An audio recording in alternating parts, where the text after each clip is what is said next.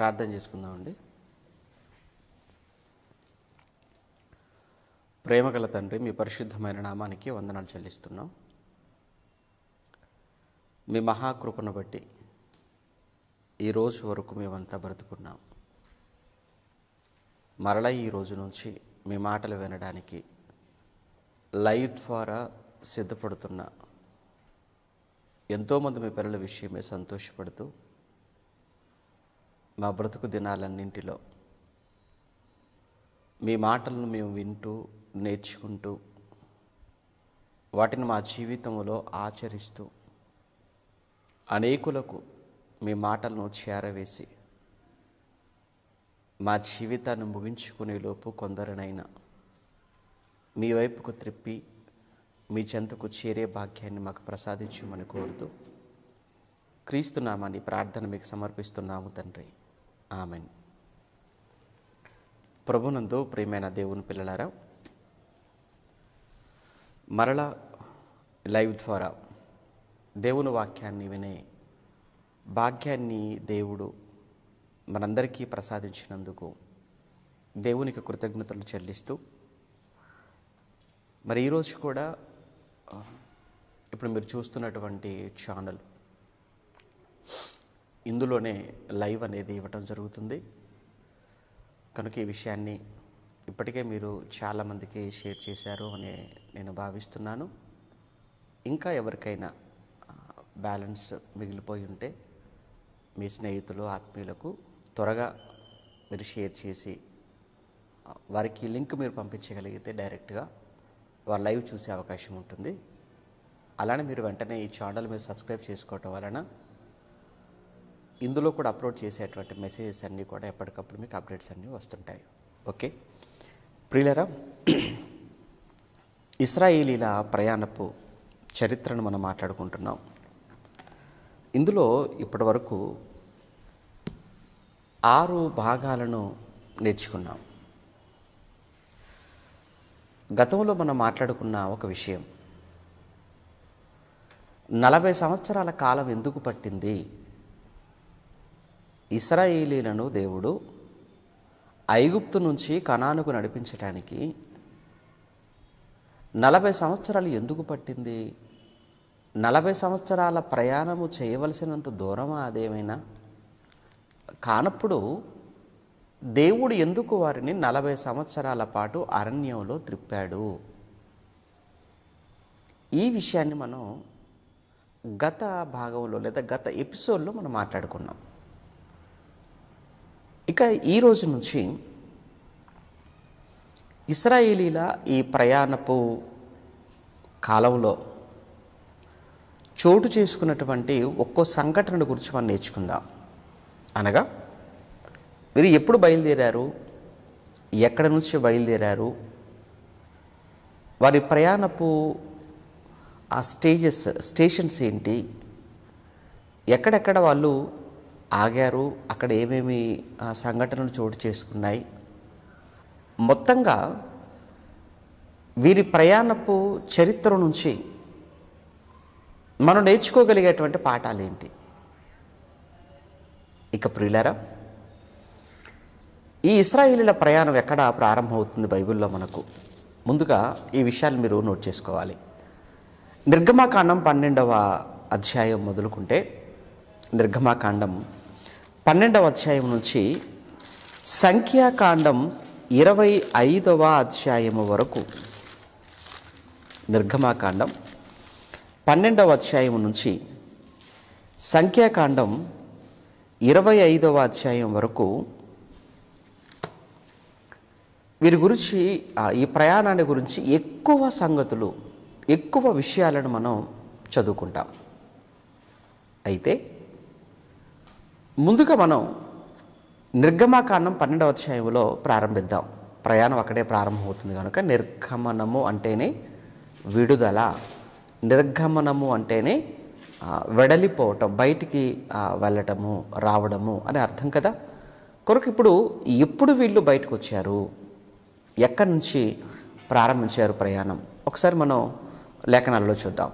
నిర్గమకాండం 12వ అధ్యాయం, ముందుగా నిర్గమకాండం 12వ అధ్యాయం 37వ వచనం నుంచి, ఇక వీళ్ళు బయలుదేరడానికి మునుపు సంభవించినటువంటి సంఘటనలు అన్నీ కూడా మనం ప్రారంభం నుంచి మనం 5 ఎపిసోడ్స్లో మనం మాట్లాడుకున్నాం కనుక మరలా నేను అవన్నీ జ్ఞాపకము చేయవలసిన అవసరత లేదు అని నేను అనుకుంటున్నాను.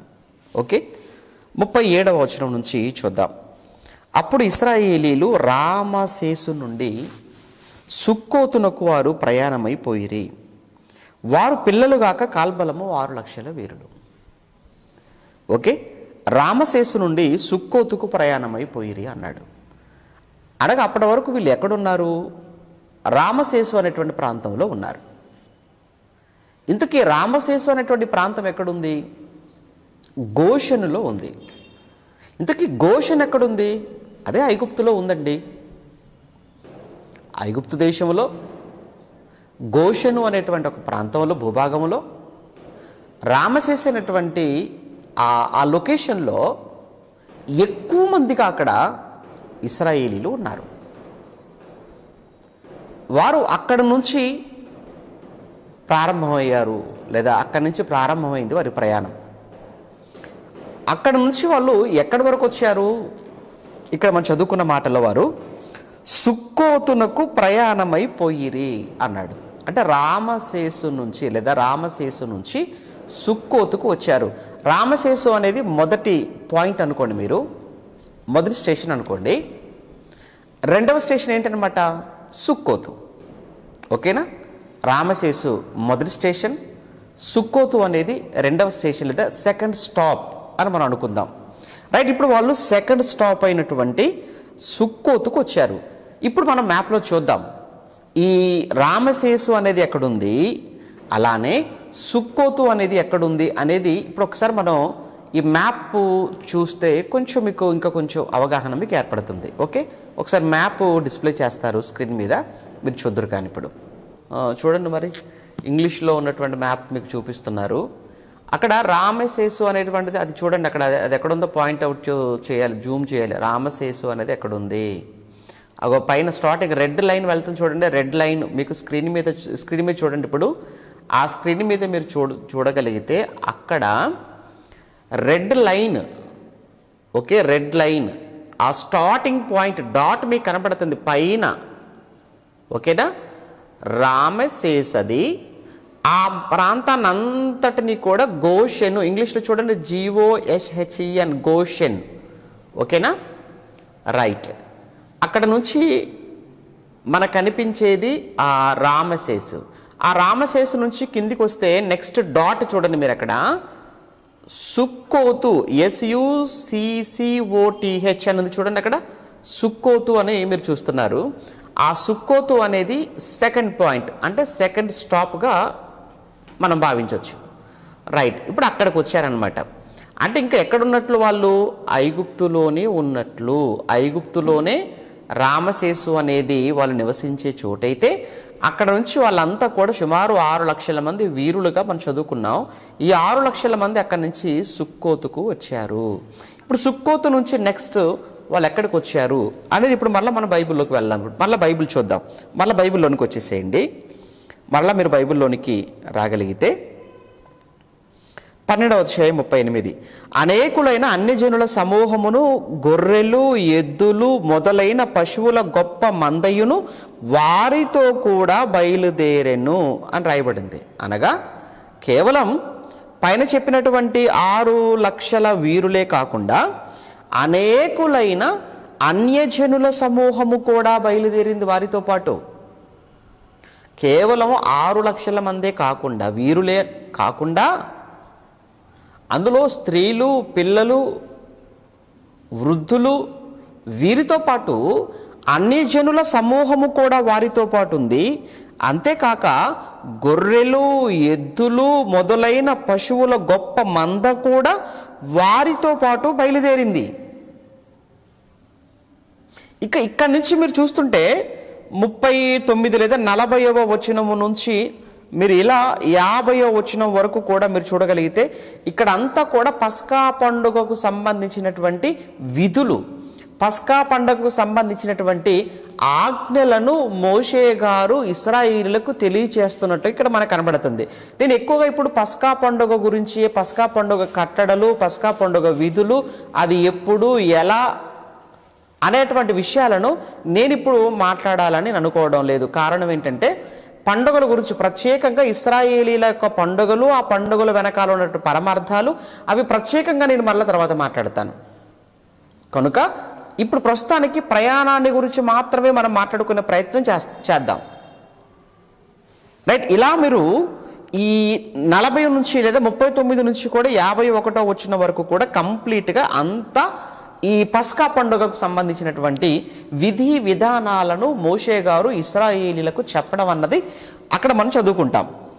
ఇక 13 నుంచి కూడా మనం చూస్తుంటే 13వ అధ్యాయం ప్రారంభం నుంచి కూడా, మరియు యెహోవా మోషేతో ఇలాగూ సెలవిచ్చెను, ఇశ్రాయేలీలలో మనుష్యుల యొక్కయు పశువుల యొక్కయు ప్రథమ సంతతి అనగా ప్రతి తొలిచూలు పిల్లను నాకు ప్రతిష్ఠించుము, అది నాదని చెప్పాడు. అంటే ఇశ్రాయేలీలలో పుట్టినటువంటి ప్రతి తొలిచూలు మగపిల్ల, లేదా ఇశ్రాయేలీలో పుట్టినటువంటి ప్రతి పశువుల మందలో కూడా పుట్టిన ప్రతి తొలిచూలును నాకు ప్రతిష్ఠించాలి అన్నాడు. ఎందుకు తొలిచూలును దేవునికి ప్రతిష్ఠించమని అన్నాడు అని అంటే దాని వెనకాల కూడా ఒక రీజన్, ఒక కారణం మనకు కనబడుతుంది. ఏంటా కారణం అని అన్నప్పుడు అక్కడ ఐగుప్తులో చివరి శిక్ష, చివరి తీర్పు ఐగుప్తీయులకు, వారిలో ఐగుప్తీయులలో రాజు ఫరో మొదలుకుంటే సామాన్యుడు వరకు వారి కుటుంబములో పుట్టినటువంటి తొలిచూలు మగపిల్లలను లేదా తొలిచూలు వారిని దేవుడు చంపినట్లుగా మనం చెప్పుకున్నాం కదా, చదువుకున్నాం కదా, జరిగినట్లుగా దానిని బట్టి దాని జ్ఞాపకార్థంగా దేవుడు ఇక్కడ ఇశ్రాయేలీలకు మీలో పుట్టినటువంటి ప్రతి తొలిచూలు మగబిడ్డను నాకు ప్రతిష్ఠించాలి.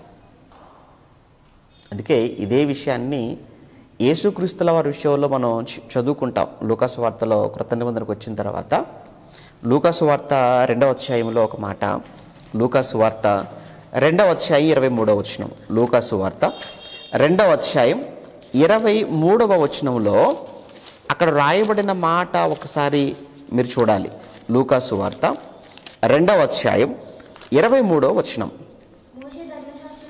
మోషే ధర్మశాస్త్రము చొప్పున, ఇప్పుడు మనం చదువుకుంది నిర్గమాకాండము అనేది ధర్మశాస్త్ర గ్రంథాలలో ఇది ఒకటి కదా కదండి. పంచగ్రంథాలు అన్నాం కదా, పంచకాండాలు అన్నాం, ధర్మశాస్త్ర గ్రంథాలు అంటున్నాం.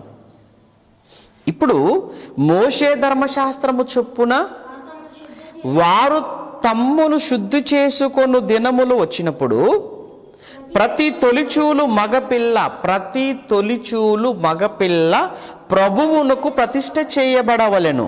ప్రభు ధర్మశాస్త్రమందు వ్రాయబడినట్టు ఆయనను అనగా యేసుక్రీస్తుల వారిని ప్రభువుకు ప్రతిష్ఠించుటకును, ప్రభు ధర్మశాస్త్రమందు చెప్పబడినట్టు గువ్వల జతనైనను 2 పావురపు పిల్లలైనను బలిగా సమర్పించుటకు వారు ఆయనను అనగా యేసుక్రీస్తుల వారిని యెరూషలేమునకు తీసుకొని పోయిరి.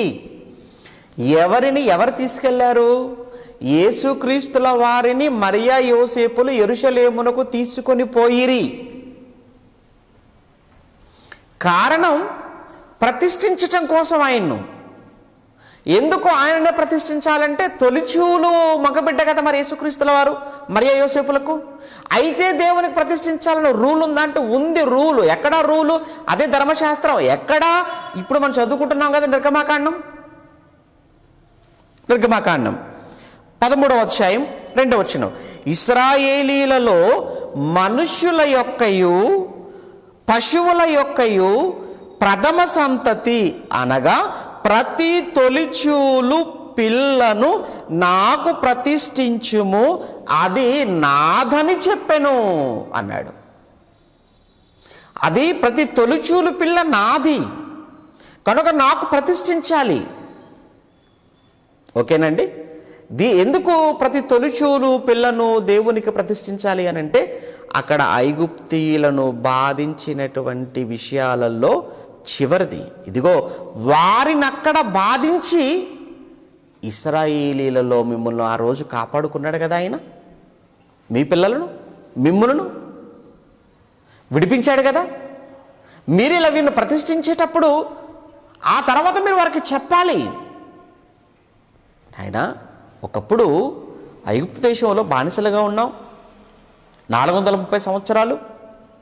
ఆ బానిస కాలములో దేవునికి మన పితరులు మొరపెట్టారు. వారు మూలుగు విన్న దేవుడు మోషేను పుట్టించాడు. మోషే ద్వారా ఐగుప్తీయులకు తీర్పులు తీర్చాడు. అందులో ఆయన తీర్చినటువంటి తీర్పులలో ఆఖరి తీర్పు ఐగుప్తీయులలో పుట్టిన ప్రతి తొలిచూలు బిడ్డను ఆయన చంపేశాడు.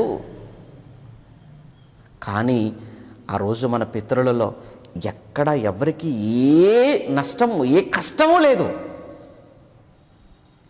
అందరినీ ఆ రోజు విడిపించి చక్కగా ఇదిగో ఈ కనానుకు నడిపించాడు అని భవిష్యత్తులో మీరు మీ పిల్లలకు తెలియాలి అని అంటే ఒక నిబంధన అనేది ఉండాలి.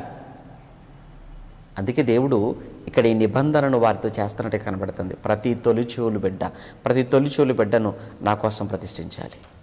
అది ఇక్కడ మనం చూస్తున్నాం 13వ అధ్యాయంలో. ఓకేనా? ఇలా ఈ విషయాన్ని గురించి ఆయన చెప్తూ 5వ వచనానికి వెళ్ళేటప్పటికీ 5వ వచనంలో 4లో అబీబను నెలలో ఈ దినమందే మీరు బయలుదేరి వచ్చిద్దరు కదా. అబీబు లేదా దీనికి ఇంకొక పేరేమన్నావు నీసాను.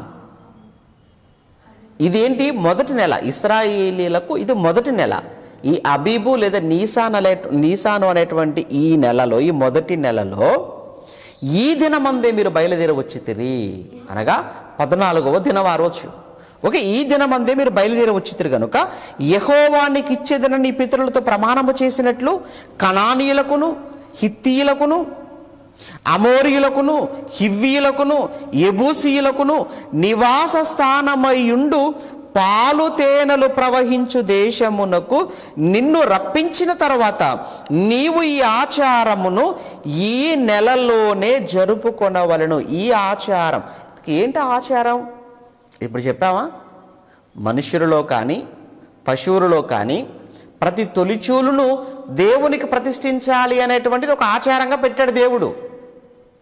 ఈ ఆచారం ఎక్కడి నుంచి పాటించమన్నాడు ఆయన? కనానుకు వెళ్ళిన తర్వాత. ఎప్పటి వరకు? ఎప్పటికీ.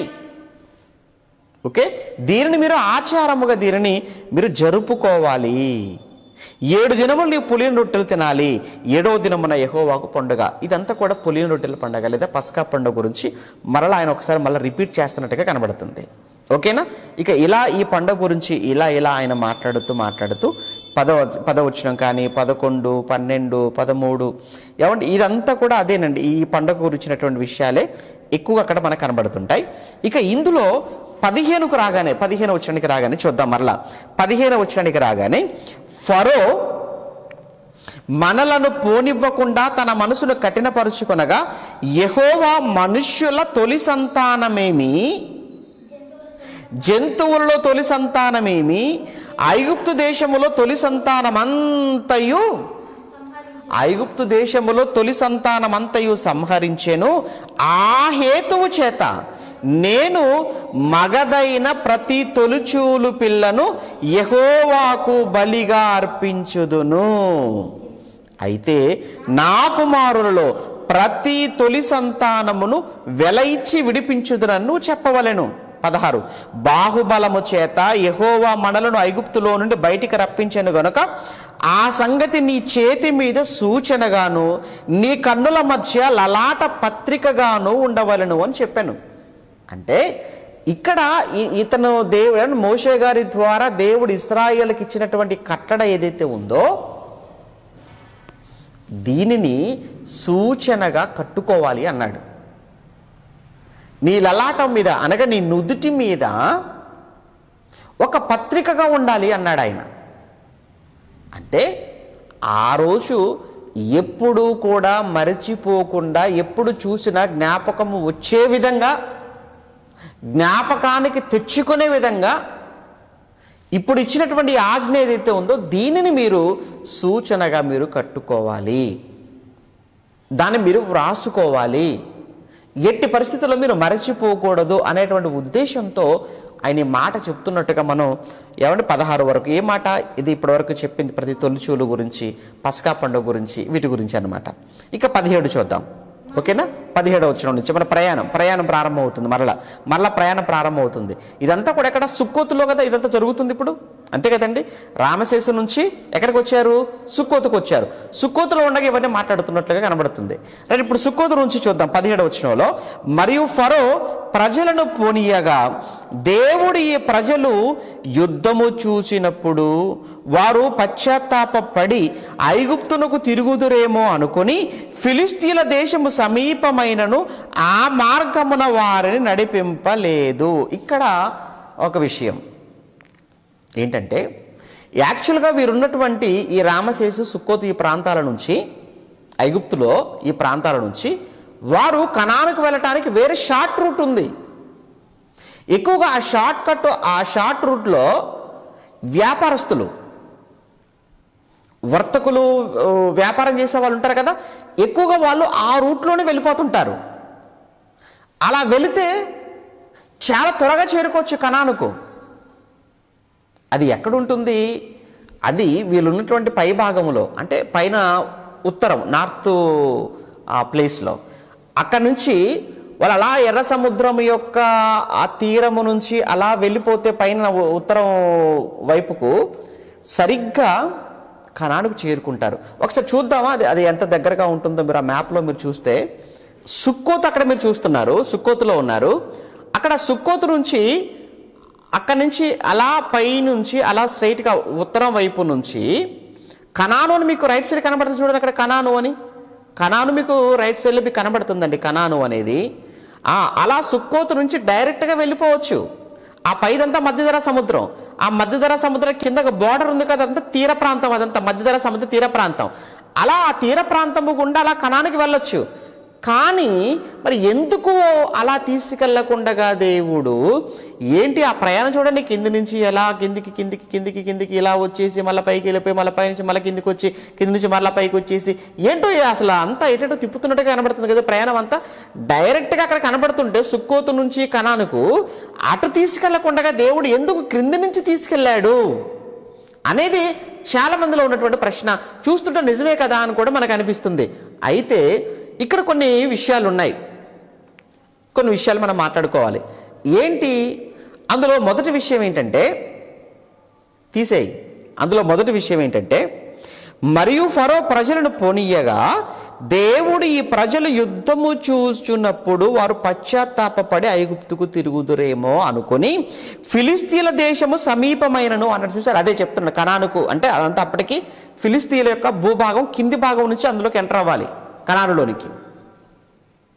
కనుక ఆ ఫిలిస్తీన్ల యొక్క దేశము ఆ భూభాగము దగ్గరైనప్పటికీ కూడా వారిని ఆ మార్గమున నడిపింపలేదు. కారణం ఫిలిస్తీన్లు చాలా బలవంతులు, బలార్జీలు కదా. ఇక ఇప్పుడు ఇన్ని లక్షల మంది ఆ ఫిలిస్తీ భూభాగము గుండా వాళ్ళు వెళ్ళాలి లేదా వస్తున్నారు అని తెలియగానే ఎవరు ఊరుకుంటారు చెప్పండి? ఏ దేశం ఊరుకుంటుంది? ఏ రాజు ఊరుకుంటాడు? ఎవ్వరూ ఊరుకోరండి. ఎందుకంటే వెళ్ళేది ఒక 100 మంది 50 మంది కాదు కదా, 20 లక్షల మందికి పైగా ఉన్నారు. మళ్ళీ వీటితో పాటు పశువులు, వీటితో పాటు మంద. ఇప్పుడు వీళ్ళందరూ వీటితో పాటు పశువులతో పాటు మనుషులు ఇన్ని లక్షల మందిగా వెళ్ళిపోతే వాళ్ళు రాణిస్తారా? పైగా వారితో మళ్ళీ వీళ్ళకి యుద్ధం. అసలే ఇప్పటి వరకు అక్కడ నలిగిపోయారు కదా. 430 సంవత్సరాలుగా వెట్టి పనులు చేసి పట్టణాలు కట్టి, ఇళ్ళు కట్టి, సమాధులు కట్టి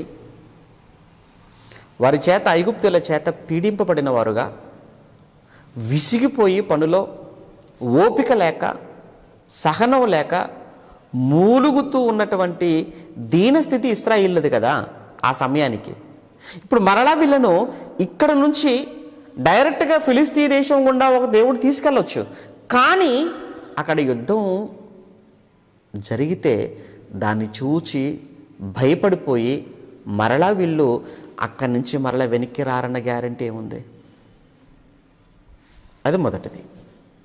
ఇక రెండవది ఏంటంటే, దేవుడు వీరిని అలా కాకుండా చుట్టూ తిప్పి దేవుడు తీసుకెళ్ళి వెళ్ళిపోవటంలో దేవుడు వీరికంటూ దేవుడు కొన్ని విషయాలను నేర్పించాలి, తెలియచేయాలి అని అనుకున్నాడండి. రెండో విషయం కారణం, వీరు ఐగుప్తులో ఉన్నప్పుడు ఆ ఐగుప్తులో ఉన్నటువంటి అన్ని దేవతలు కావచ్చు, వారి ఆచారాలు కానివ్వండి, వారి ఆచారాలు, వారి విగ్రహారాధన ఇవన్నీ కూడా వీళ్ళు అలవాటు చేసుకున్నారు. కనుక వీళ్ళని ఒక ప్రత్యేకమైనటువంటి జనాంగముగా వీరిని ప్రత్యేకపరుచుకొని పరిశుద్ధపరుచుకొని అనేకమైన విషయాలను ఈ ప్రయాణ కాలంలో వారికి తెలియచేసి నేర్పించి వీరిని ఆ పాలస్తీనాకు తీసుకుని వెళ్ళాలి అనేది దేవుని యొక్క రెండవ ఉద్దేశం. ఇక మూడవ ఉద్దేశం ఏమై ఉండొచ్చు? ఇందులో కూడా స్క్రాప్ ఉంది, ఇందులో కూడా చెత్త ఉంది కొంత. కనుక ఈ చెత్తంతటిని కూడా దేవుడు ఫిల్టర్ చేయాలి లేదా సైడ్ చేయాలి. కనుక ఈ చెత్తను సైడ్ చేయాలి అని అంటే టైం కావాలి. అందుకోసం కూడా దేవుడు వీళ్ళని ఇలా చుట్టూ తిప్పుకుంటూ దేవుడు అక్కడికి తీసుకెళ్ళాడు. మొదటిది భయపడతారేమోనని యుద్ధం చూసి, రెండు వారిని దేవుడు మంచి ఒక నీతి నియమాలు లేదా ఒక మంచి డిసిప్లిన్, ఒక మంచి క్రమశిక్షణ, ఒక పద్ధతి, దేవుని మర్యాద, బైబిల్లో దేవుని మర్యాద అని రాయబడుతుంది. అంటే దేవుని మర్యాదను వీళ్ళకి నేర్పించాలంటే ఇట్స్ టేక్ టైం. అందుకు దేవుడు వారిని తీసుకెళ్తున్నాడు. ఇది రెండవది. మూడు, ఇందులో ఉన్నటువంటి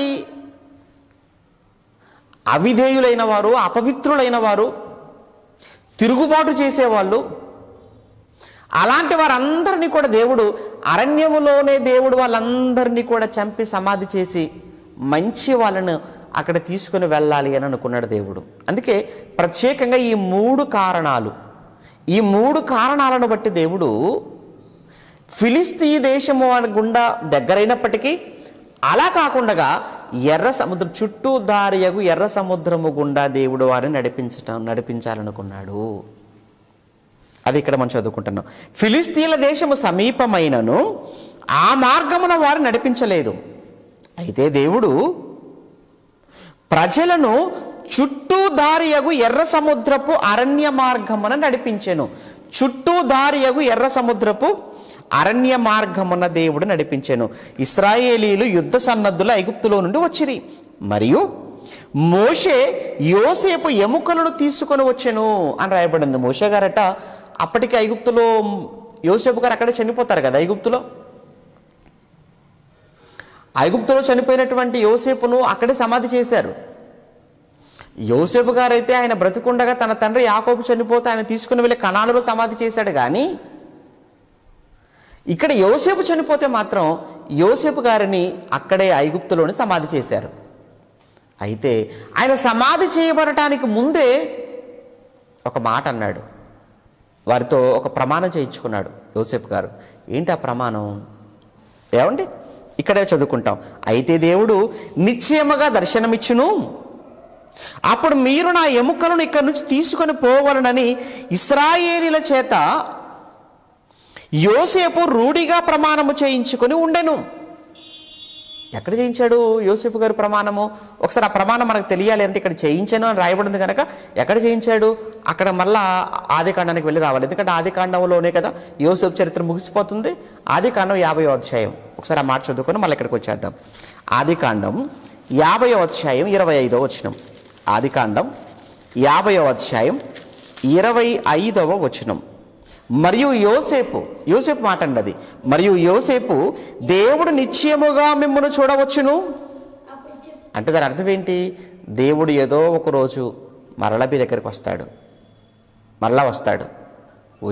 వచ్చినటువంటి ఆ సమయంలో, దేవుడు మీ దగ్గరికి వచ్చినటువంటి సమయంలో, అప్పుడు మీరు నా ఎముకలను ఇక్కడ నుండి తీసుకొని పోవాలి. ఎందుకంటే ఇది కాదు కదా నా స్వదేశం, ఇది కాదు కదా నా జన్మభూమి ఆ రోజుకు.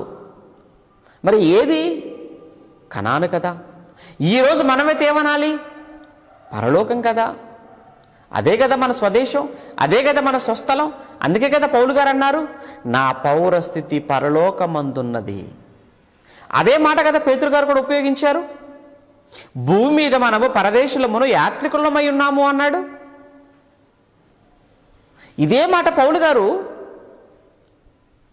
అబ్రహాం, ఇస్సాకు, యాకోబుల గురించి కూడా ఉపయోగించాడు కదా 11వ అధ్యాయం, ఎబ్రీ పత్రిక 11వ అధ్యాయంలో.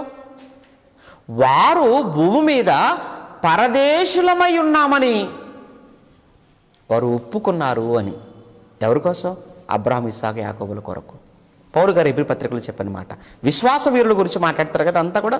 అంటే విశ్వాస వీరులందరూ కూడా ఇది మా లోకం కాదు, ఇది మా లోకం కాదు, మేము ఈ లోకానికి చెందిన వారం కాదు, మనమంతా పరలోకానికి చెందిన వారం అని వాళ్ళు ఒప్పుకున్నారు అని, పరదేశంలో ఒప్పుకున్నారు అని పౌలు గారు చెప్పడం కూడా మనం చూస్తుంటాం. పౌలు గారి మాటల్లో కానీ పేతురు గారి మాటల్లో కానీ మనం ఈ లోకానికి చెందిన వారం కాదు, మనమంతా కూడా దేవుడున్న మహాలోకమైన పరలోకానికి చెందిన వారం. అందుకే యేసుక్రీస్తుల వారు కూడా అన్నారు కదా, ఇదిగో నేను ముందుగా వెళ్ళిపోతున్నానని మీరు అన్నిగా మీరు అనుకోకూడదు. నేను ముందుగా వెళ్ళిపోతున్నాను అని అంటే, మరి నేను వెళితేనే కదా మీ అందరి కోసం నేను పరలోకంలో స్థలాలు సిద్ధం చేయాలి. పరలోకం నా తండ్రి ఏంటి అనేకమైన నివాసములు కలవు, లేకపోతే నేను మీతో చెబుతును, నేను మీ కొరకు స్థలమును సిద్ధపరచ వెళ్ళుచున్నాను అన్నాడు ప్రభు. వెళ్ళిపోయాడు ఆయన. ఇప్పుడు ఆయన ఏం చేస్తున్నాడు? మనందరి కొరకు స్థలాలను సిద్ధపరిచే పనిలో ఉన్నాడండి ఆయన. నీకు సిద్ధపరుస్తున్నాడా? మరి ఏమండి, నీకు సిద్ధపరుస్తాడంటావా? నీకు ఆ నమ్మకం ఉందా? నా కొరకు పరలోకంలో స్థలం గ్యారంటీ అండి, కన్ఫామ్ అండి, పరలోకంలో నాకు ఇల్లు 100% అండి అని మీరు చెప్పగలరా? ఒకసారి మిమ్మల్ని మీరు ఆలోచించుకోండి. మీకు ఎక్కడెక్కడ ఫ్లాట్లు ఉన్నాయో అవన్నీ వదిలేయాలి, మీరు వెళ్ళిపోవాలి. మీకు ఎక్కడెక్కడ ఇల్లు ఉన్నాయని చెప్పుకోవడం కాదు గొప్ప సంగతి, పరలోకంలో ఇల్లు ఉందా అన్నది కావాలి. ఎక్కడెక్కడో భూములు ఉన్నాయని చెప్పుకోవడం గొప్ప విషయం కాదు, పరలోకంలో స్థలం ఉందా లేదా, పరలోకంలో ఇల్లు ఉందా లేదా అన్నది చాలా ప్రాముఖ్యం. కారణం, ఇక్కడ ఉండే నువ్వు కట్టే ఇల్లు అది శాశ్వతం కాదు, అందులో ఉండే నువ్వు శాశ్వతం కాదు. ఇక నీకు ఎన్ని ప్లాట్స్ ఉన్నా అవి శాశ్వతం కాదు, నువ్వు ఉండేవాడివి కాదు. అందుకే శాశ్వతమైన నివాసం ఒకటి ఉంది, అది పరలోకం. అందుకే కావచ్చండి మహానుభావుడు యేసుక్రీస్తుల వారు భూమి మీద ఎక్కడ ఒక అడుగు కూడా ఆయన ఎందుకు సంపాదించుకోలేదు అని అంటే, ఎందుకు అనుకున్నాడు. కారణం అది కదా. ఒకవేళ నిజంగా మహానుభావుడు యేసుక్రీస్తే స్థలాలు సంపాదించుకోవాలి, ఇండ్లు కట్టుకోవాలి అని అనుకుంటే, అసలు ప్రపంచంలో ఆయన్ని మించిన తలదన్నిన వాడు ఎవడు రాడండి. ఎందుకంటే ఆయనకు అన్నీ తెలుసు అని అంటే, ఈ ప్రకృతిలో అణువణువు తెలిసిన వాడు ఎవరు అంటే యేసుక్రీస్తుల వారు మాత్రమే. ఏదేది ఎక్కడెక్కడ ఉందో అని చెప్పాలనంటే మనకైతేనండి ఏమంటారు, శాటిలైట్స్, ఉపగ్రహాలు కావాలి. ఉపగ్రహాల ద్వారా తప్పితే మనం ఏది కూడా చూడలేము, తెలుసుకోలేము. ప్రభువుకు ఉపగ్రహాలు ఏమి, శాటిలైట్స్ ఏమి అవసరం లేదండి. ఆయన ఇక్కడ ఉంటాడు, ఎక్కడే ఉందో చెప్తాడు అంతే. అందుకే కదా ఒకరాజు కపెర్నహూములో ఉన్నప్పుడు ప్రభువా పేతురుని పిలిచి, ఏంటయ్యా మీరు పన్ను కట్టరా అని పేతురుని అడుగుతారు. వాళ్ళు పన్ను వసూలు చేసేవాళ్ళు, సుంకం వసూలు చేసేవారు. అప్పుడు ప్రభు అంటాడు పేతురుతో, ఏంటి పేతురు గారు, ఏంటి సుంకం వసూలు చేస్తున్నారా మన దగ్గర కూడా? కంగారేం పడకు, దగ్గర గాలం ఉందా? ఉంది ప్రభువా, వెళ్ళు, వెయ్యి చేప వస్తుంది, మొదటి చేప, ఆ చేప నోరు తెరు, అందులో శెకరు ఉంటుంది, తెచ్చి మన కోసం పన్ను కట్ట అంటాడు ప్రభు. అంటే సముద్రంలో గాలం వేస్తే చేపలు పడతాయని అందరికీ తెలుసు, కానీ ఏ చేప నోటిలో శెకలు ఉందో అన్న సంగతి ఎవరికీ తెలియదు, అది ఆయనకు మాత్రమే తెలుసు. అంటే ఇక్కడే ఉన్నాడు, సముద్రంలో ఒక చేప కనబడుతుంది, ఆ చేప నోటిలో శెకలు ఉందని చెప్పేశాడండి ఆయన. అది ఆయన దివ్య దృష్టి కదా. ఇక్కడే ఉన్నాడు, కానీ సముద్రంలో ఉన్న చేప నోటిలో శెకలు కనబడుతుంది ఆయనకు. ఇక్కడే ఉంటాడు మహానుభావుడు. ఎక్కడ తవ్వితే బంగారం, ఎక్కడ తవ్వితే వెండి, ఎక్కడ పెట్రోలు, ఎక్కడ వజ్రాలు, ఎక్కడ రత్నాలు, అవన్నీ ఆయనకు తెలుసండి. కారణం, కలిగి ఉన్నది ఏది ఆయన లేకుండా కలగలేదు కనుక. అందుకే ఆయన నక్కలకు బొరియలు అన్నాడు, ఆకాశ పక్షులకు గూళ్ళు, నాకు మాత్రం స్థలవాల్చుకోవటానికి నాకు స్థలమేమీ లేదు. ఎందుకంటే నాకు అక్కడుంది పెద్ద సింహాసనం, అక్కడ గొప్ప లోకం. అందుకే నేను అక్కడికి వెళుతున్నాను, వెళ్ళి మీకోసం నేను స్థలమును సిద్ధం చేస్తాను. అంటే యేసుక్రీస్తుల వారు భూమి మీద బ్రతికిన దినాలలో ఆయన కూడా ఒక యాత్రికుడుగా పరదేశిగా బ్రతికాడు అని చెప్పడానికి ఇదంతా మీకు చెప్పాను. అయితే పాత నిబంధనలో ఇక్కడ యోసేపు గారి జీవితంలో యోసేపు గారు అంటున్నారు, ఐగుప్తు ఇది నాది కాదు కదా, ఇది మనది కాదు కదా. ఒకానొక రోజు దేవుడు దర్శిస్తాడు మిమ్ములను. ఆ సమయంలో ఇక్కడ పాతి పెడుతున్నారు నన్ను మీరు, అయితే నా ఎముకలే కదా ఆఖరికి మిగిలేదు ఇక్కడ. నా ఎముకలు కూడా ఇక్కడ ఉండకూడదు, నా ఎముకలు కూడా ఈ దేశంలో ఉండకూడదు. మీరు వెళ్ళేటప్పుడు ఇక్కడ నుంచి నా ఎముకలను కూడా మీరు తీసుకొని వెళ్ళండి అని. ఆ రోజు సుమారు 400 సంవత్సరాలు అయిపోయింది కదండి యోసేపు గారు చనిపోయి. 400 సంవత్సరాల తర్వాత యోసేపు గారు అన్న మాట దేవుడు ఇక్కడ మోషేకు జ్ఞాపకం చేశాడు. అప్పుడు మోషే యోసేపు సమాధిని తవ్వించి అందులోని ఎముకలను తీసుకొని బయలుదేరుతున్నారండి. ఇప్పుడు ఎక్కడికి? కనానుకు. అది ఇప్పుడు మనం చదువుకుంటున్నాం. ఓకేనా? 13వ అధ్యాయం. ఓకే, 13వ అధ్యాయం 19. మరియు మోషే యోసేపు ఎముకలను తీసుకొని వచ్చాను, అతడు దేవుడు నిశ్చయముగా దర్శనమిచ్చెను. అప్పుడు మీరు నా ఎముకలను ఇక్కడ నుంచి తీసుకొని పోవాలనని ఇశ్రాయేలు చేత రూఢిగా ప్రమాణము చేయించుకొని ఉండెను. వారు సుక్కోతు నుండి ప్రయాణమైపోయి, అమ్మయ్య, మొత్తానికైతే సుక్కోతు నుంచి కదిలారు. స్టార్ట్ అయింది జర్నీ, మళ్ళీ స్టార్ట్ అవుతుందండి. రైట్, ఇప్పుడు సుక్కోతు నుంచి అంటే సెకండ్ స్టేషన్ కదా ఇది. సుక్కోతు అనేది సెకండ్ పాయింట్ కదండి, సెకండ్ స్టాప్ కదా. ఫస్ట్ ఏంటి? రామసేసు, రెండవది ఏంటి? సుక్కోతు. ఇప్పుడు రైట్, ఇప్పుడు ఈ సెకండ్ స్టాప్ అయినటువంటి సుక్కోతు నుంచి ప్రయాణం అయిపోయి అరణ్యము దగ్గరనున్న ఏతాములో దిగిరి అని రాయబడింది. అంటే ఇప్పుడు సుక్కోతు నుంచి ఎక్కడికి వచ్చారట వాళ్ళు? ఏతాముకు వచ్చారు. ఇంతకు ఏతాము ఎక్కడుంది? ఓకేనా? ఏతాము ఎక్కడుందో చూడాలి. ఇప్పుడు ఒకసారి మ్యాప్ చూద్దాము మరలా. ఏతాము ఎక్కడుంది ఏమండి? ఏతాము ఎక్కడుంది చూస్తారా? అక్కడ మ్యాప్లో చూడండి. సుక్కోతుకు జస్ట్ కొంచెం కింది భాగంలో మీరు చూస్తున్నారు ఏతాము. అవన్నీ కూడా రెడ్తో ఉన్నవి ఏంటంటేనండి స్టాప్స్ అండి, అవన్నీ కూడా స్టేషన్స్, వాళ్ళు ఆగినటువంటి స్థలాలు అనమాట అవి. అందుకోసం వాటిని రెడ్తో చేశాం. ఓకేనా? సుక్కోతు నుంచి వాళ్ళు ఏతాముకు వచ్చారు, 3వ స్టేషన్, 3rd స్టేషన్. ఓకేనా? రైట్, ఏతాముకు వచ్చారు. ఇప్పుడు ఏతాము నుంచి చూద్దాం మరలా. ఏతాములో ఏం జరిగింది?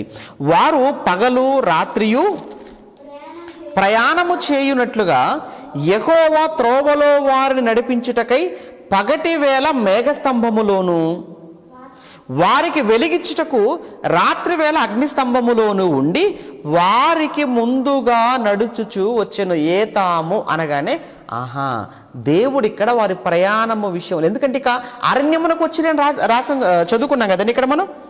వారు సుక్కోతు నుండి ప్రయాణం అయిపోయి అరణ్యము దగ్గరగా నుండి ఎక్కడికి వచ్చారు? ఏతాము. అంటే ఏతాము అనేటువంటి ఈ ప్లేస్ ఏదైతే ఉందో అది అరణ్యమునకు దగ్గరగా ఉంది. మరి అరణ్యమునకు దగ్గరగా ఉందంటే ఇక అరణ్యములోనికి వారు అడుగు పెడుతున్నారు అని అంటే ఎలా ఉండాలి చెప్పండి? అందులో అండి ఇంకొక విషయం కూడా మీకు చెప్పాలి. అక్కడ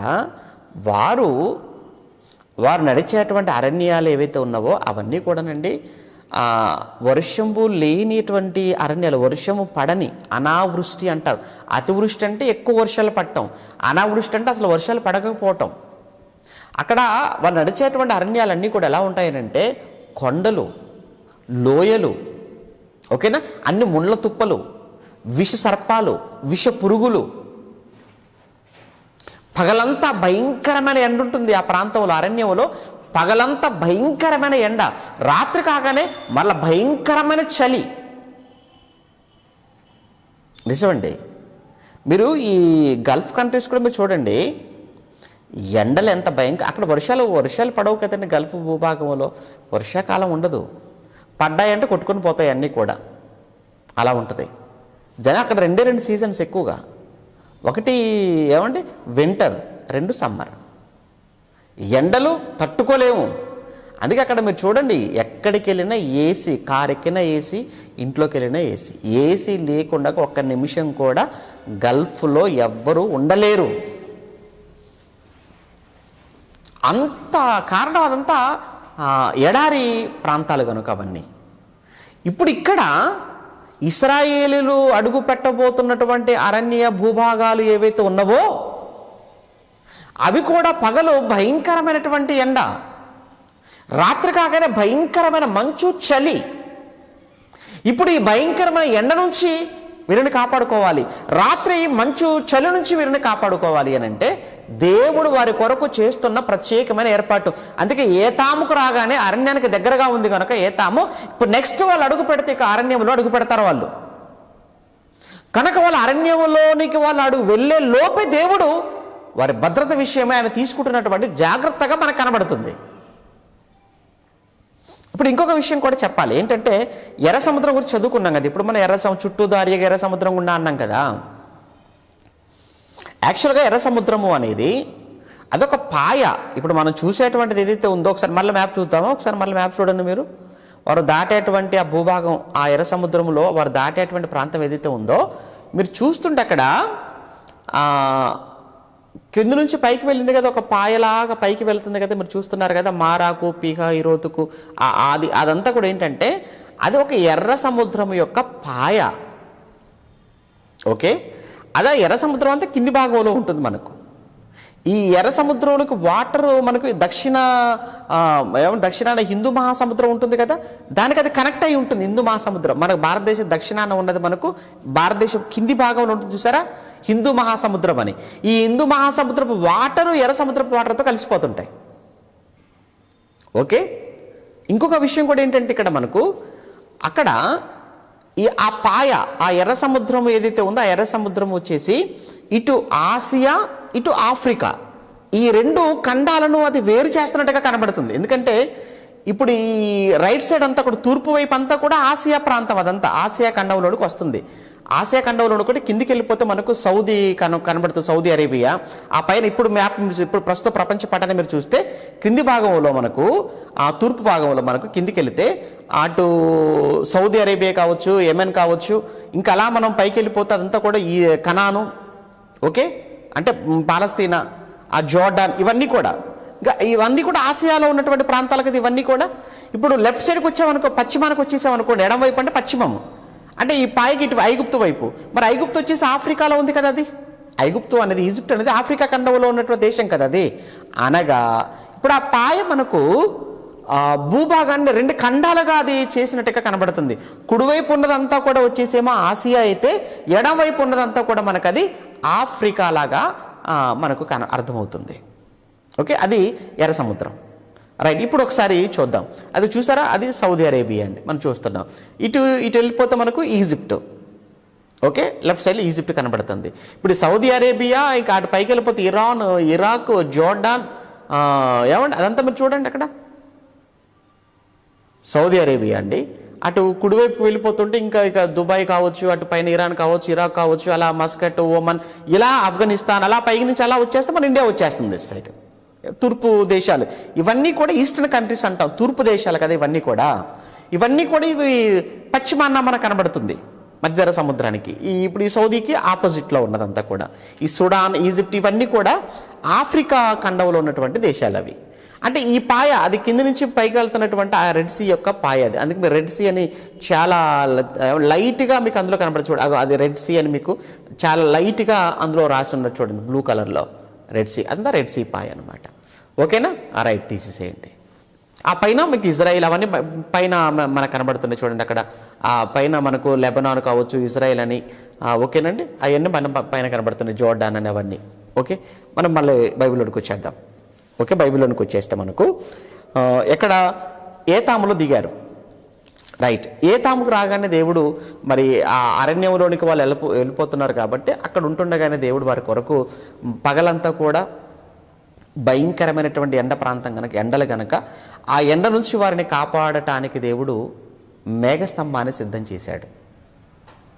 అలానే రాత్రి భయంకరమైన చలి, మంచు కనుక ఆ చలి నుంచి, ఆ మంచు నుంచి వారిని కాపాడుకోవాలి. మళ్ళీ రాత్రిపూట కూడా మరి ప్రయాణం చేయాలి అని అంటే వెలుగు కూడా కావాలి కదా. అందుకే వేడి, చలి నుంచి వెచ్చదనము కావాలి, అదే సమయంలో వాళ్ళకు వెలుగు కూడా కావాలి.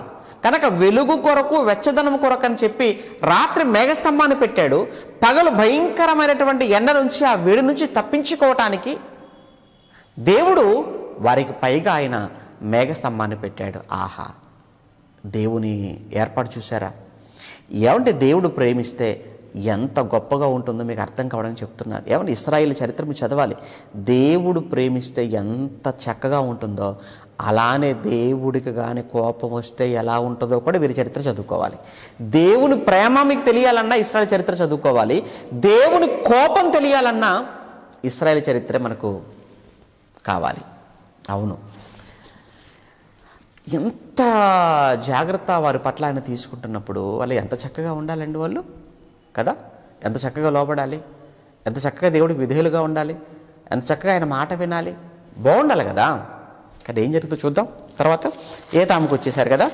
రైట్.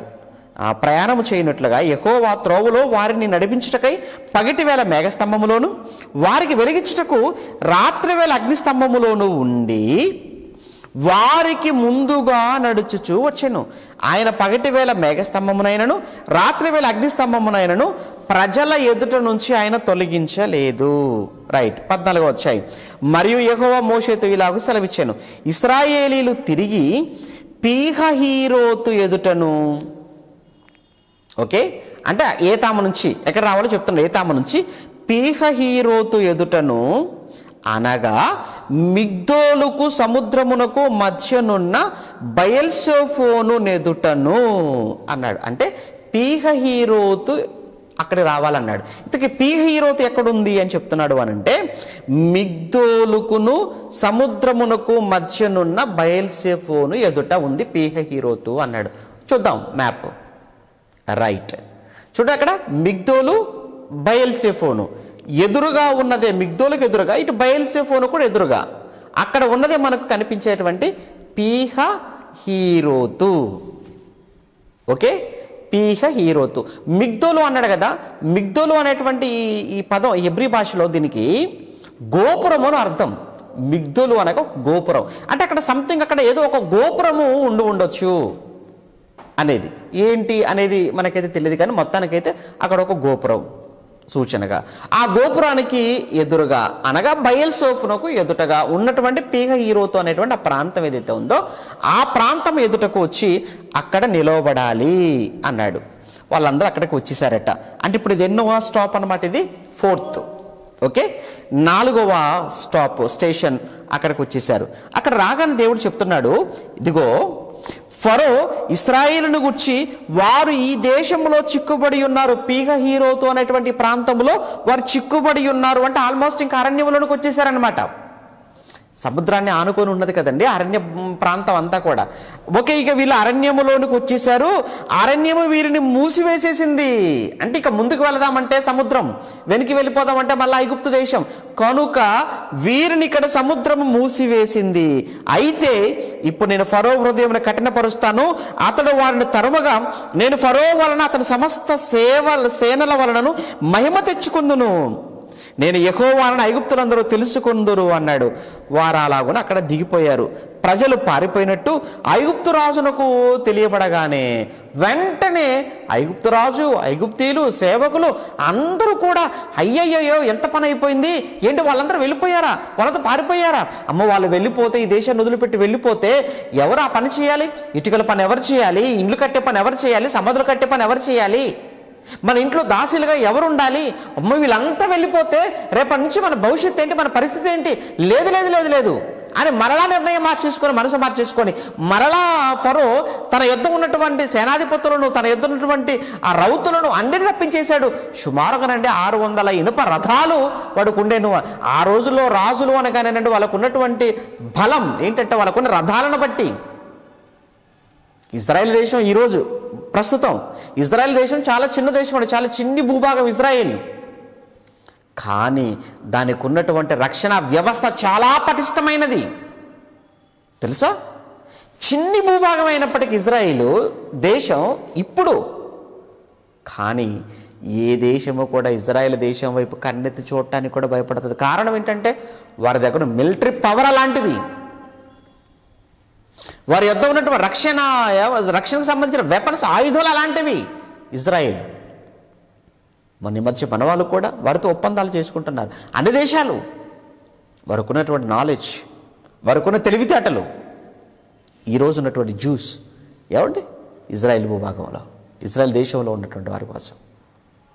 అంటే ఏంటి బలం అంటే ఆ రోజుల్లో ఎవరెవరికి ఎంతెంత రక్షణకు సంబంధించినటువంటి ఆయుధాలు ఉన్నవో, సైన్యం ఉందో అది వారికి బలం అండి. దాన్ని బట్టే ఆ దేశం బలం కలిగింది, ఆ దేశం చాలా గొప్పది అని చెప్పుకుంటూ ఉంటారు. అందుకోసమే కదా మన దేశం కానీ ఏ దేశమైనా ప్రపంచంలో రక్షణ శాఖకు కేటాయించినంత బడ్జెట్ మరి ఏ శాఖకు కేటాయించారు మీకు తెలుసు. రక్షణ శాఖకు పెట్టినంత పెట్టుబడి మనకి దేని మీద పెట్టరు. అంతే కదండి, ముందు రక్షణతో ఉంటేనే కదా ఏదైనా మనం చేసుకోగలం. ప్రొటెక్షన్ ఉండాలి కదా దేశానికి కదా. ఇక్కడ కూడా ఆ రోజు ఫరో వాడుకు ఆ రోజు ఉన్నటువంటి రథాలు, అందుకే వాడి గర్వం కూడా ఏంటంటే ఆ రోజు వాడుకున్నటువంటి ఆ యుద్ధానికి సంబంధించిన వాడుకున్నటువంటి ఆ రథాలను బట్టి చాలా గర్వించాడు ఒకనాడు ఫరో. కనుక ఆ రథాలను తీసుకొని అందరినీ వెంట పెట్టుకొని, ఎందుకంటే దేవుడే వాడిని కఠినపరిచాడు. దీని ద్వారా ఇక వాడు దేనిని చూసి గర్వించాడో, దేనిని చూసి వాడు గర్వపడుతున్నాడో అంతటినీ కూడా ఒక్కసారిగా నేను సమాధి చేస్తే, ఇది చూసి ఇది తెలుసుకున్న ఐగుప్తులో ఉన్నవారు కానీ, ఇది ప్రత్యక్షంగా చూడబోతున్న ఇశ్రాయేలులో కానీ నేనంటే ఏంటో తెలియాలి. నేనంటే ఏంటో తెలియాలి అని అంటే నేను వాడుకోవటానికి ప్రస్తుతానికి ఉన్నటువంటి ఒకే ఒక్కడు వాడే ఫరో. ఆయన కొడితేనే కదా నా బలం ఏంటో తెలిసి. అంతే కదండి, బలవంతుని కొట్టిన వాడు కొడితేనే కదా వాడి బలం ఏంటో తెలిసేది. ఒక బలవంతుడు సామాన్యుని కొట్టాడు అనుకోండి, చిన్నవాడిని కొట్టాడు అనుకోండి, ఏమనుకుంటారు? వరే ఆ చిన్నవాడి మీదనే ప్రతాపం అంటారు. ఆ రోజుల్లో బలం అంటేనే ఫరో అయితే, బలం అంటేనే ఐగుప్తు దేశం అనుకుంటే, ఐగుప్తు దేశాన్ని, ఆ ఫరోని, వాడి సైన్యాన్ని ఇశ్రాయేలు ముందు దేవుడు కొట్టగలిగితే, ఇటు ఇశ్రాయేలులో కానీ అటు ఐగుప్తులో కానీ దేవుని ఖ్యాతి, దేవుని నామము ఎంత గొప్పగా ఉంటుందో, ఉండబోతుందో దేవుని తెలుసు గనకనే ఇప్పుడు మరలా ఒక్కసారి నేను వాడిని మనసుని కఠినం చేస్తాను, వాడిని రప్పించేస్తాను అన్నాడు మోషేతో. అన్నట్టుగానే వాడు లేచాడు, బయలుదేరాడు, వచ్చేస్తున్నాడు. చూద్దాం ఎలా జరుగుతుంది, ఎలా ఉందో చూద్దాం సిచ్యువేషన్ ఇప్పుడు. ఏమండి 7వ వచనంలో, అంతటా అతడు తన రథమును సిద్ధపరచుకొని తన జనమును తనతో కూడా తీసుకొని పోయాను. మరియు అతడు శ్రేష్టమైన 600 రథములను, ఐగుప్తు రథములు అన్నిటినీ వాటిలో ప్రతి దాని మీద అధిపతులను తోడుకొని పోయాను. యెహోవా ఐగుప్తు రాజైన ఫరో హృదయం కఠినపరచగా అతడు ఇశ్రాయేలు తరిమెను. అట్లా ఇశ్రాయేలు బలము చేత బయలు వెలుచుండిరి. ఐగుప్తీయులు అనగా ఫరో రథములు, గుర్రములను, అతని గుర్ర ప్రవృత్తులను, అతని దండును వారిని తరిమి బయల్సెఫోను ఎదుటనున్న పీహహీరోతునకు సమీపమైన సముద్రము దగ్గర వారు దిగియుండగా అక్కడ కలుసుకున్నారటండి. వీళ్ళు అక్కడే ఉన్నారు కదా, వీళ్ళు అక్కడ వారిని కలుసుకున్నారట. చూద్దాం నెక్స్ట్ ఏం జరిగిందో. ఫరో వారు సమీపిస్తున్నాడు, ఫరో దగ్గరకు వచ్చేస్తున్నాడు. ఏంటి ఈ సైన్యం శబ్దాలు, ఏంటి ఏమండి ఈ గుర్రపు రంకెలు, అమ్మో అని వెనకకి తిరిగి చూసేటప్పటికి ఇంకేముంది, రథాలు బయలుదేరి వచ్చేస్తున్నాయి ఐగుప్తు దేశం నుంచి. ఫరో వచ్చేస్తున్నాడు. ఒకవైపు ఫరో సైన్యము, రథాలు, ఏమండి ఐగుప్తీలు, వీళ్ళందరినీ చూసినటువంటి ఇశ్రాయేలీయులు బిక్కుమనుకుంటూ ఏమైపోయారో తెలుసా అండి. ఇక ఎందుకు ఇంకేమైనా ఉందా ఇప్పుడు? ఈ సమయంలో వాళ్ళు కానీ వచ్చి మన మీద పడ్డారా, లేదా మనల్ని చంపేస్తే, లేదా మనల్ని మళ్ళీ తీసుకుని వెళ్ళిపోతే మన పరిస్థితి ఏంటి, అసలు ఈ మాత్రం దానికి ఎందుకు వచ్చాము ఇక్కడికి అని అప్పటికి ఇశ్రాయేలీలో అనుమానాలు, సంశయాలు, సందేహాలు బయలుదేరిపోయాయి. మీరు చూడండి తర్వాత ఇంకెంత బాగుంటుందో. ఫరో సమీపించుండగా ఇశ్రాయేలు కన్నులెత్తే ఐగుప్తీయులు తమ వెనక వచ్చి చూసి మిక్కిలి భయపడిపోయారు, యెహోవాకు మొరపెట్టారు. అంతట వారు మోషేతో అంటున్నారు, ఐగుప్తులో సమాధులు లేవని అరణ్యంలో చచ్చుచుగా రప్పించితవా. స్టార్ట్ అయిపోయిందండి, ఇక స్టార్ట్ అయిపోయింది. ఎవరికి? మోషే గారికి.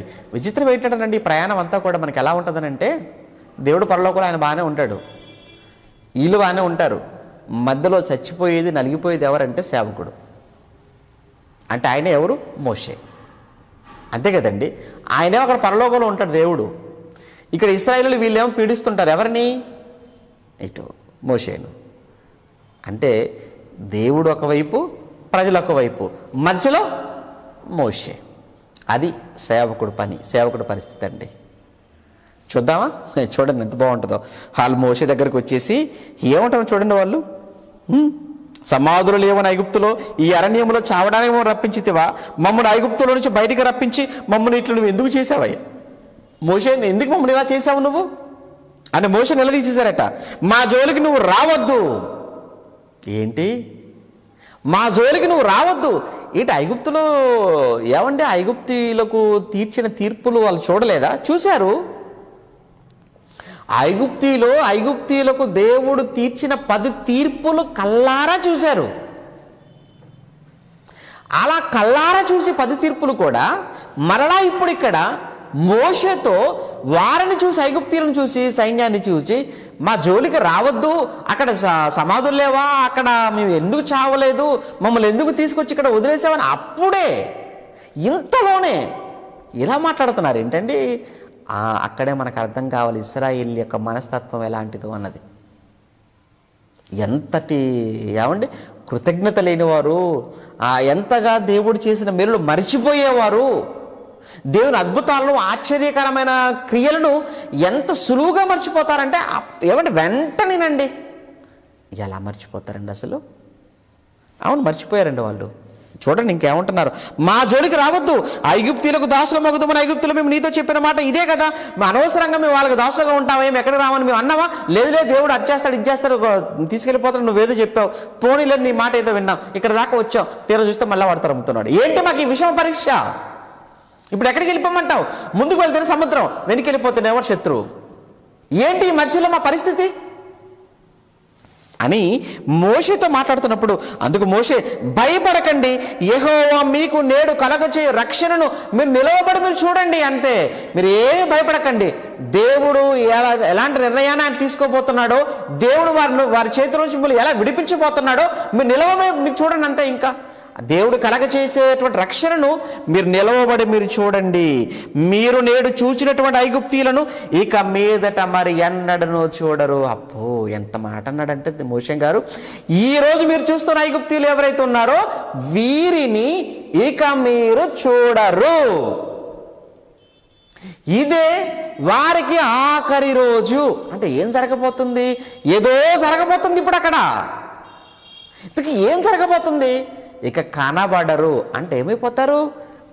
సమాధి అయిపోతారు. కనబడరిక, వెళ్ళిపోతారు లోపలికి. కనుక దేవుడు కలగ చేసేటువంటి ఆ రక్షణను మీ కళ్ళతో మీరు నిలవబడి మీరు చూడండి. మీరు ఏమి చేయవలసిన పని లేదు. యెహోవానే మీ పక్షమున యుద్ధము చేయును, మీరు ఊరకయే ఉండవలన ప్రజలతో చెప్పాను. అంతలో యెహోవా మోషేతో, నీవేళ నాకు మొరపెడుచున్నావు, సాగిపోండి మీరు అని మీరు ఇశ్రాయేలుతో చెప్పు. ఇదిగో సముద్రమా, నువ్వు కర్ర ఎత్తు పైకి, నీవు నీ కర్ర ఎత్తి సముద్రం వైపు నీ చెయ్యి చాపి దాన్ని పాయలుగా చేయము. అప్పుడు ఇశ్రాయేలీయులు సముద్రం మధ్యన 6 నెలల మీద నడిచిపోదురు అనగానే, ఇదిగో నేను ఐగుప్తీయుల హృదయంలో కఠినపరుస్తున్నాను దేవుడు చెప్పినట్టుగా వారిని కఠినపరచాడు. అందుకే వారు వచ్చేసారు. 18, నేను ఫరో వల్ల అతని రథముల వల్ల అతని గుర్ర ప్రవతులు మహిమ తెచ్చుకున్నప్పుడు నేను యెహోవాను ఐగుప్తీయులంతా తెలుసుకుంటారు మోషే. అప్పుడు ఇశ్రాయేలు ఎదుట సమూహమునకు ముందు నడిచిన దేవదూత వారు వెనకకు పోయింది. అంటే అప్పటి వరకు ముందుగా ఉన్నటువంటి ఆ మేఘస్తంభం ఎవరికి? ఇశ్రాయేలీలకు మేఘస్తంభం. అంటే పగటిపూటంతా మేఘస్తంభం కదా, పగలు మేఘస్తంభం కావాలి కదా. పగలంతా కూడా వారికి పైగా లేదా వారికి ముందుగా ఉన్నటువంటి మేఘస్తంభము ఇప్పుడు సాయంత్రం కాగానే ఈ మేఘస్తంభం ఏమైపోయిందంటే వారి వెనకకు వెళ్ళింది. ఇప్పుడు ఎప్పుడైతే ఈ మేఘస్తంభం వారి వెనకకు వెళ్ళిందో, మేఘాలు అడ్డు రాగానే ఆటోమేటిక్ అవతల వారికి ఏమైపోతుంది? ఇంకా చీకటి అయిపోతుంది వారికి. ఎవరికి? ఐగుప్తీయులకు. వారు వెనక వస్తున్నారు కదా, వారు వెనకనే ఉన్నారు కదా. ఇప్పుడు మేఘస్తంభం వెనక్కి వెళ్ళిపోయింది. మేఘస్తంభం ఎప్పుడైతే వెనక్కి వెళ్ళిపోయిందో వీళ్ళకు ముందుగా అగ్నిస్తంభం. అంతే కదండి మరి. రైట్. ఇప్పుడు చూస్తారా ఇంకా ఏం జరిగిందో. ఇక ఐగుప్తీయుల సేనలకు వెనకకు పోయి వారిని వెంబడించెను. ఆ మేఘస్తంభం వారి ఎదురు నుండి పోయి వారు వెనక నిలిచెను. అది ఐగుప్తీల సేనకు ఇశ్రాయేలు సేనకు నడుమ మధ్యలో ఉండిపోయింది. అది మేఘము గనుక వారికి చీకటి కలిగెను, కానీ రాత్రి అది వీరికి వెలిగించిన గనుక ఆ రాత్రి అంతయు ఐగుప్తీయుల సేన ఇశ్రాయేలీయులను ఎందుకంటే చీకటి అయిపోయేసరికి వాళ్ళు ఎక్కడ వాళ్ళు అక్కడే ఉండిపోయారు. వాళ్ళంతా కూడా ఎవరు? ఐగుప్తీయులు. కనుక ఇశ్రాయేలుని వాళ్ళు సమీపించడానికి కుదరలేదన్నమాట. మోషే సముద్రం వైపు తన చెయ్యి చాపగా యెహోవా రాత్రి అంతయు బలమైన తూర్పు గాలి చేత సముద్రమును తొలగించగా దానిని ఆరిన నేలగా చేసెను. నీళ్లు విభజింపబడగా ఇశ్రాయేలు సముద్రం మధ్యను ఆరిన నేల మీద నడిచిపోయారు. ఆ నీళ్లు వారి కుడి ఎడమ ప్రక్కల వారి గోడలుగా ఉండెను. ఐగుప్తీయులను, ఫరో గుర్రములను, రథములను, రౌతులను వారిని తరిమి సముద్రం మధ్యకు చేరిపోయారు ఐగుప్తీయులు. అయితే వేకువ జామున యెహోవా ఆ అగ్ని మేఘమైన స్తంభము నుండి ఐగుప్తీయుల దండు వైపు దేవుడు చూసేటప్పటికీ వాళ్ళు కలవరపడిపోయారట. కలవరపడిపోయటమే కాదు, దేవుడు చూసిన చూపులకు ఆయన నేత్రాలకు వారు వస్తున్నటువంటి ఆ రథాలు ఏవైతే ఉన్నాయో ఆ రథాలకు ఉన్నటువంటి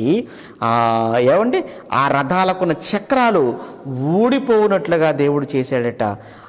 వీరి చక్రాలు ఊడిపోతూ ఉన్నాయి. వాళ్ళు వస్తూ ఉంటే వాళ్ళు దాన్ని నడపడం చాలా కష్టమైపోయింది.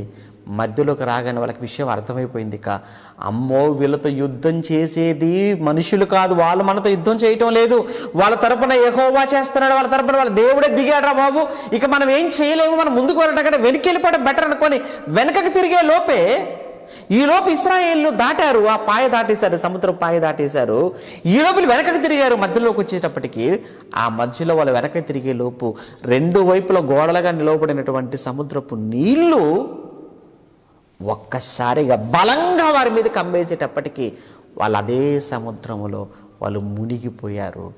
అక్కడికక్కడ వాళ్ళంతా జల సమాధి అయిపోయారు. ఇది జరిగినటువంటిదండి. 25 వారి రథచక్రములు ఊడిపడినట్లుగా చేయగా వారు బహు కష్టం తోలుచుండ్రి. అప్పుడు ఐగుప్తులు ఇశ్రాయేలు ఎదురును పారిపోదాం రండి, యెహోవా వారి పక్షాన వారితో యుద్ధం చేయించున్నాడని చెప్పుకొనిరి. అంతటి యెహోవా మోషేతో ఐగుప్తు మీదికి వారి రథముల మీదికి వారి అవతల మీదికి నీళ్ళు తిరిగి వచ్చినట్టుగా సముద్రం మీద నీ చేయి చాప మోషే అనగానే మోషే చేయి చాపాడు, నీళ్ళు వచ్చేసాయి. మోషే సముద్రం మీద తన చేయి చాపగా ప్రొద్దు పొడిచినప్పుడు సముద్రము అధిక బలముతో తిరిగి పొడలేను కనుక ఐగుప్తీయులు అది చూచి వెనుకకు పారిపోయింది. అప్పుడు యెహోవా సముద్రం మధ్యను ఐగుప్తీయులను నాశనము చేసెను. నీళ్లు తిరిగి వచ్చి ఆ రథములను, రౌతులను వారి వెనక సముద్రములోనికి వచ్చిన ఫరో యొక్క సర్వసేనను కప్పివేశాయి అనంటే ఒక్కరు కూడా మిగిలిపోలేదండి. ఇక ఒక్కరు కూడా మిగిలిపోలేదు. సైన్యం అంతా కూడా వారిలో ఒక్కడైనను మిగిలి ఉండలేదు. అయితే ఇశ్రాయేలులో 6 నెలల మధ్య సముద్రం మధ్య నుండి ఉండినప్పుడు ఆ నీళ్లు వారి కుడియడమ ప్రక్కన గోడల వలె ఉండెను. ఆ దినమున యెహోవా ఐగుప్తీయుల చేతిలోని ఇశ్రాయేలు రక్షించెను. ఇశ్రాయేలు చచ్చిన ఐగుప్తీయులను సముద్ర తీరమున చూచిరి. కొట్టుకుని వచ్చేసారు. ఆ శవాలను కొట్టుకుని వచ్చేసాయట. ఆ శవాలన్నిటి కూడా ఇశ్రాయేలు చూశారట. అమ్మ బాబోయ్! అప్పటికి మోషే అన్నాడు, ఏమన్నాడు? మీరు ఈ దినమున యెహోవా కలగజేసే రక్షణను నిలవబడి మీరు చూడండి అన్నాడు. అంతే. ఏమన్నా చేశారు ఇశ్రాయేలులు? ఏమి చేయలేదండి. వారు ఏమి చేయకుండానే శత్రువులైన ఐగుప్తీయులను దేవుడు ఎలా సముద్రంలో చంపి శవాలుగా వారి కళ్ళ ముందు పడేశాడో చూడండి. అంటే దేవుడు నిజంగా ఆయన ప్రేమిస్తే ఆయన ప్రేమ ఎంత గొప్పగా ఉంటుందో, ఎంత అద్భుతంగా ఉంటుందో. ఆయన లాంటి ప్రేమికుడు, ఆయన లాంటి ప్రేమమయుడు ఎవ్వరూ ఉండరండి. అంత గొప్ప ప్రేమ అండి మనుషుల మీద. కానీ ఆ ప్రేమను కూడా గ్రహించగా, ఆ ప్రేమను కూడా అర్థం చేసుకొని, ఆ ప్రేమను చులకన చేసి ఇష్టానుసారంగా మాట్లాడతాను, ఇష్టానుసారంగా చేస్తాను, ఆ ఇష్టానుసారంగా బ్రతుకుతాను అనుకుని ఒకవేళ నువ్వు కానీ ఉంటే అదే దేవుడు నీ విషయంలో చాలా కఠినంగా ఉంటాడు. ఎంత కఠినంగా ఉంటాడు అంటే ఐగుప్తీయులను చంపిన దానికంటే ఘోరంగా చంపుతాడు. కారణం ఇదిగో ఇశ్రాయేలీలను ఇంత చక్కగా ఇంత జాగ్రత్తగా కాపాడుకున్నాడు కదండి ఐగుప్తీయులను చంపి. కానీ అదే ఇశ్రాయేలు ఇప్పుడు ఎవరినైతే ప్రేమించి ఎవరినైతే చంపేశాడో, ఇప్పుడు ఆయన ప్రేమించబడి ఆయన చేతిలో రక్షించబడిన ఇశ్రాయేలీలే రేపు తప్పు చేస్తారు. వారిని ఎంత ఘోరంగా చంపుతాడో. అందుకే ఎప్పుడు దేవుని ప్రేమను పొందుకునేవారుగా ఉండాలి తప్ప దేవుని శిక్షను అనుభవించేవారుగా మనం ఎవరము ఉండకూడదండి. అదే ఇక్కడ మనకు అర్థమవుతుంది.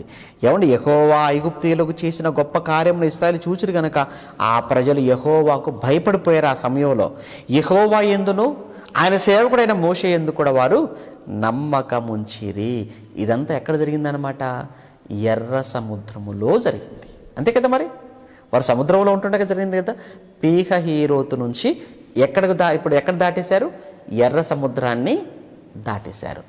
పీహహీరోతు 4వది అనుకుంటే 5వది ఏంటి? ఎర్ర సముద్రం. ఆ సముద్రంలో ఏం జరిగింది ఇప్పటివరకు చెప్పుకున్నది. మరి సముద్రం దాటిన తర్వాత రేపు మాట్లాడుకుందాం. సముద్రం దాటి ఎక్కడికి వచ్చారు, అక్కడి నుంచి మళ్ళీ ఎక్కడెక్కడికి ఏమంటే వాళ్ళు వెళ్ళారు, ఎక్కడెక్కడ ఏం జరిగింది అనేది పాయింట్ టు పాయింట్ స్టాప్ అంటే ఒక్కొక్క స్టాప్లో ఏం జరిగింది అనే విషయాలు ఓకే రేపు మనం మాట్లాడుకుందాం. సాధ్యమైన త్వరగా దీన్ని ముగించుకునే ప్రయత్నం చేద్దామండి. ఓకే ప్రియులారా, ఒక విషయాన్ని గమనించండి.